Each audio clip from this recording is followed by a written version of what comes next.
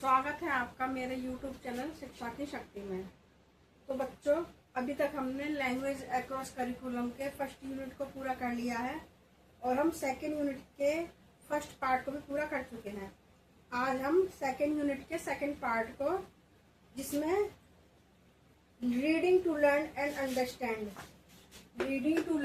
Understand, इसको समझेंगे। तो इसको समझने से पहले हम पता करेंगे रीडिंग क्या होती है। आप सब इतना पढ़कर आए हैं, इतनी क्लासेस आपने करी हैं, तो उसमें आपका मेन पर्पस क्या रहा है? रीडिंग करके अपने एग्जाम को क्लियर करना। तो रीडिंग जो हम अपनी मातृभाषा में पढ़ते हैं या फिर किसी अन्य लैंग्वेज में पढ़ते हैं, उसको रीडिंग कहते हैं। लेकिन जब जो बच्चा होता है वो रीडिंग कैसे करता है? वो मातृभाषा सीखते समय बालक पहले बोलना सीखता है, फिर पढ़ना सीखता है। लेकिन अन्य भाषाओं के टीचिंग में बालक पहले भाषा को लिखना सीखेगा और फिर बाद में बोलना सीखेगा। पढ़ना संप्रेषण यानी कम्युनिकेशन का एक बहुत ही इफेक्टिव साधन है। यह मात्र एक स्किल नहीं है, बल्कि अन्य विषय पर अधिकार रखते हुए बहुत ज्यादा जरूरी है। अगर आप रीडिंग नहीं करेंगे तो आप अपने कंटेंट को पढ़ कैसे पाएंगे? पढ़ नहीं पाएंगे तो उसको लर्न कैसे करेंगे और समझेंगे कैसे? उसको बिना समझे आप एग्जाम में कैसे लिख कर आएंगे? इसलिए पढ़ने में रुचि का अर्थ है पढ़ाई में रुचि। अतः पढ़ने के कौशल का विकास करने के लिए इसे करिकुलम में एक उच्च स्थान दिया गया है, प्रारंभिक कक्षाओं से ही। तो रीडिंग हमारे लिए बहुत ज्यादा जरूरी है, जो कि बच्चों में ये जो हैबिट है पढ़ने की रुचि, ये शुरू से ही डाली जाती है। अब हम इसका मीनिंग समझते हैं। मीनिंग क्या होता है रीडिंग का? वाचन का सामान्य अर्थ होता है सुनाना। वाचन यानी सुनाना, बोलना। वाचन शब्द वाक धातु से बना है, जिसका अर्थ है वाणी। और वाणी शब्द कथन, लिखे हुए अथवा छपे हुए शब्दों का उच्चारण ही वाचन कहलाता है। यह एक सुउद्देश्य यानी कि पर्पसफुल प्रोसेस होता है। इसमें पढ़ी हुई विषय वस्तु को हम समझते हैं और फिर उसका अर्थ ग्रहण करते हैं। इसके एलिमेंट देखते हैं। एलिमेंट क्या है रीडिंग के? ये 6 तत्वों से मिलकर बना है, 6 एलिमेंट से मिलकर बना है। सबसे पहला, लेखक के विचारों को पढ़कर समझना और उसकी जो पूर्व सुनी हुई सामग्री है उससे रिलेशन बनाना। सेकंड, पढ़कर शब्द का संदर्भ अनुसार भाव ग्रहण करना कि वह लेखक उसमें क्या कहना चाह रहा है। थर्ड, ध्वनि के प्रत्येक वर्णों को देखकर पहचानना। फोर्थ, पढ़कर अपनी राय बनाना और उसके अनुसार व्यवहार करना। फिफ्थ, शब्दों को उचित रूप से विभाजित करना और निर्माण की क्षमता का विकास करना, जो कि हर बच्चा करता है। जब वो पढ़कर अच्छी तरह से समझ जाता है तो उनको उचित रूप से उनको विभाजित कर देता है कि ये मेरे लिए इम्पोर्टेंट है, इसको ये तो मुझे अभी याद होगा या फिर ये मुझे देर में याद होगी, तो मैं इसको बाद में सेलेक्ट करके रख लेता हूँ, इस पर मैं अपना टाइम ज्यादा कंज्यूम करूंगा। वर्णों के शब्द निर्माण की क्षमता का विकास करना। फिर हमें इस अवस्था में आ जाता है कि हम अपने शब्दों से नई चीज को भी लिख सकते हैं। इसको ऑब्जेक्टिव्स क्या है रीडिंग्स के? जो छात्र होता है उसमें पढ़ने की, पढ़ाने के प्रति रुचि, जितनी रुचि वो लेगा पढ़ने में और पढ़ाने में, उसका उतना ही ज्यादा उसका जो लर्निंग होगा वो उतना ही इफेक्टिव बनेगा। जो पढ़ी हुई वस्तु है उसका वो सेंट्रल पॉइंट वो भी ग्रहण कर सकता है, उसका वो लेखक क्या कहना चाह रहा है। सरल कहानियां, चुटकुले, कविताएं, संवाद और पहेलियां, इनको पढ़कर भी उनका भाव ग्रहण कर लेता है बच्चा। ये भी उसका एक ऑब्जेक्टिव है रीडिंग का।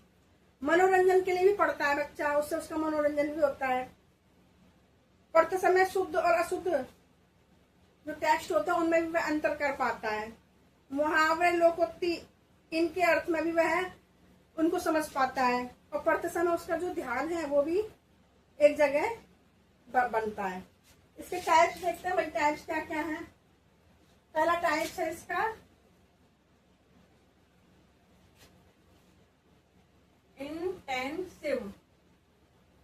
Intensive reading. ये क्या होता है? इंटेंसिव रीडिंग क्या होता है? ये होता है गहन पठन, गहराई से पढ़ना। जब आप किसी टेक्स्ट को बहुत ध्यान से और विस्तार से पढ़ते हैं तो वो इंटेंसिव रीडिंग कहलाता है। नेक्स्ट है एक्सटेंसिव रीडिंग, यानी कि विस्तृत पढ़ना। जब आप सारे टेक्स्ट को बड़े आनंद से, सरल तरीके से और विस्तार से पढ़ते हैं तो हमारा वो विस्तृत पठन यानी कि एक्सटेंसिव रीडिंग कहलाता है। फिर है हमारा स्कैनिंग।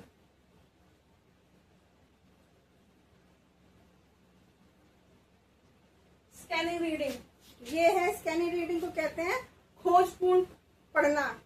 जब आप किसी टेक्स्ट को पूरा ना पढ़कर सिर्फ जल्दी जल्दी जल्दी पढ़कर कुछ आप खोजते हैं उसमें, जैसे किसी डेट, किसी का नाम या फिर किसी का फोन नंबर, तो वो स्कैनिंग रीडिंग में कहलाता है। ओरल रीडिंग,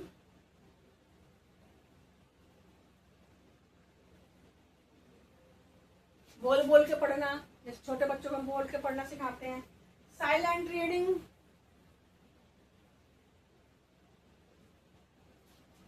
मन ही मन में पढ़ना, जैसे अब हम पढ़ते हैं, अब हम बड़ी क्लास में आ गए इसलिए। तो ये हमारी रीडिंग्स के टाइप हैं। नेक्स्ट टॉपिक हम करते हैं reading a wide variety of text. अब हम करेंगे reading a wide variety of text, जिसके अंदर डिस्क्रिप्टिव है, नैरेटिव्स है, कंजर्वेशन है, बायोग्राफिकल है और आपका स्केचेस है, plays, poems, letters, screen play, reports, news reports, ये इसके अंदर हैं।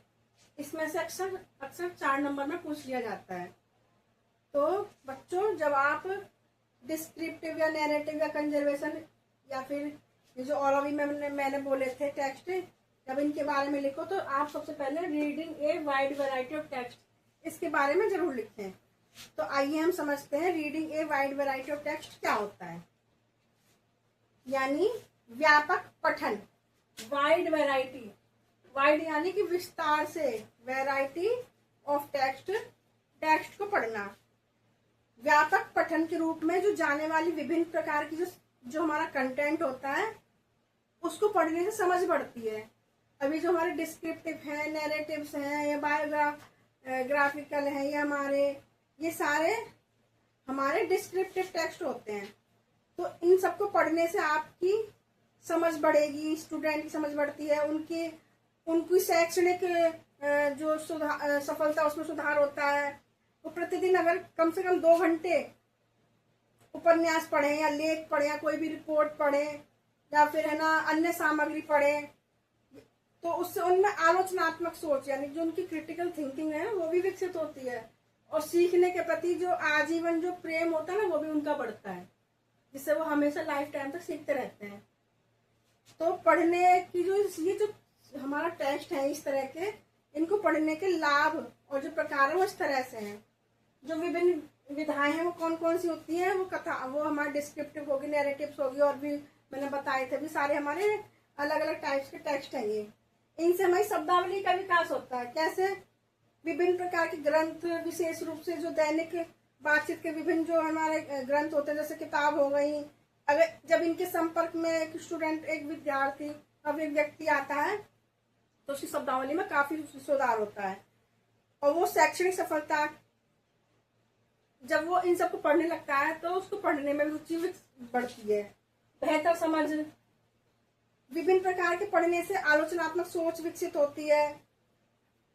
पाठक की जटिलताएं, अपरिचितता, इनको समझने में भी उसको मदद मिलती है। लेखक क्या कहना चाह रहा है इसका भी उसे पता चलता है। आनंद के लिए पढ़ना, कभी कभी हम रुचि के अनुसार, रुचि के आधार पर आनंद के लिए भी पढ़ते हैं।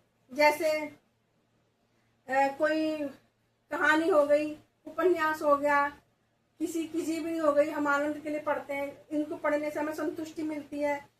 संक्षिप्त पठन, इनके द्वारा हमें तकनीकी का अभ्यास करने में हमें मदद मिलती है, जिससे हमें दूसरों की जो हमारा कंटेंट होता है, टेक्स्ट होता है, उसको समझने में हमारी हेल्प होती है। हमारी आलोचनात्मक सोच भी हमारी विकसित होती है। हमारी क्रिटिकल थिंकिंग है, आलोचनात्मक सोच, वो भी हमारी विकसित होती है। इस तरह से वाइड वैरायटी टेक्स्ट पढ़ने से हमारे ये लाभ होते हैं। अब हम नेक्स्ट क्लास में अपने डिस्क्रिप्टिव करेंगे, नैरेटिव्स करेंगे, कंजर्वेशन करेंगे। ठीक है, तब तक के लिए आप सबको हमारा राधे राधे।